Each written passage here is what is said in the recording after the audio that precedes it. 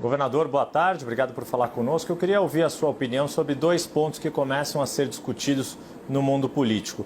Um é uma eventual redução temporária de salário, não só de políticos, de parlamentares, ministros de Estado. Queria saber se o senhor concorda com esse tipo de gesto por parte de altas autoridades e também de servidores com salários mais altos. E queria ouvi-lo também em relação ao fundo eleitoral. Se o senhor acha que é viável reduzir o uso de dinheiro que é destinado aos partidos para reforçar o caixa nesse esforço relacionado à área de saúde e à pandemia do coronavírus. Eu sou favorável às duas medidas. A primeira delas, eu tenho inclusive uma explicação, eu venho do setor privado.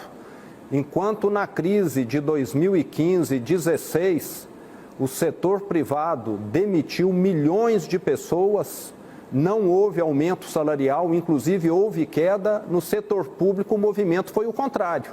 Se contratou pessoas e continuou-se aumentando os salários. E agora é um momento realmente de se rever isso, principalmente para aqueles que ganham muitos. Nós temos de lembrar que no setor público existe a lei do teto do salário, mas muitas vezes há ferramentas para poder burlar essa regra. E nós temos de deixar claro, no Brasil, deveria ir para o setor público quem tem espírito público, quem quer o bem da população. E, infelizmente, no Brasil, muitas pessoas estão indo para o setor público visando ganhar dinheiro.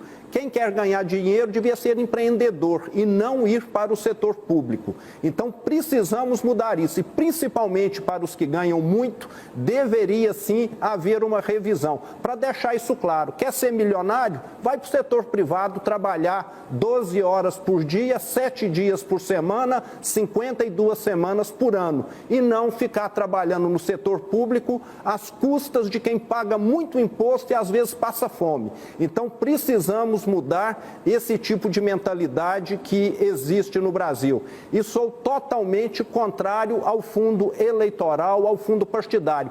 Eu fui eleito sem gastar um centavo de dinheiro público. Por que os outros não ralam como eu ralei na minha campanha? Assim as coisas funcionariam melhor e o povo pagaria menos impostos. Governador, eu só queria que o senhor deixasse claro para a gente o que é esse espírito público que o senhor acabou de se referir. A pergunta do Yuri Pita fala sobre redução de salários de pessoas nesse momento de crise. Então, nesse espírito público, o senhor, a sua equipe tem tomado alguma medida efetiva?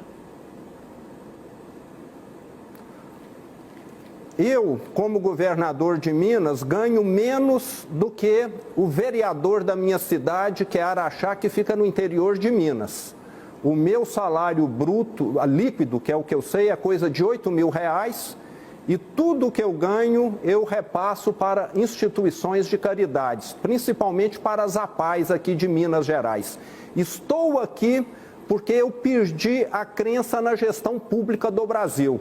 Se nós tivéssemos gestores públicos responsáveis, Minas Gerais não teria chegado à situação em que chegou. E o Brasil não teria tido a recessão de 2015 e 2016 que teve, porque o mundo estava crescendo. O mundo crescendo e o Brasil dando marcha ré. Isto mostra que os nossos gestores públicos, pelo menos boa parte daqueles que nós tivemos, provocaram desastres e não prosperidade no Brasil. Então precisamos ter gente qualificada, gente capacitada, gente que quer fazer dar certo no setor público para que essa situação seja revertida. Porque geralmente, pelo menos no passado, ia para o setor público quem já tinha feito um punhado de coisas na vida e nada deu certo. Aí ele ia para o setor público. E a consequência, eu acho que está aí. Uma recessão brutal em 15 e 16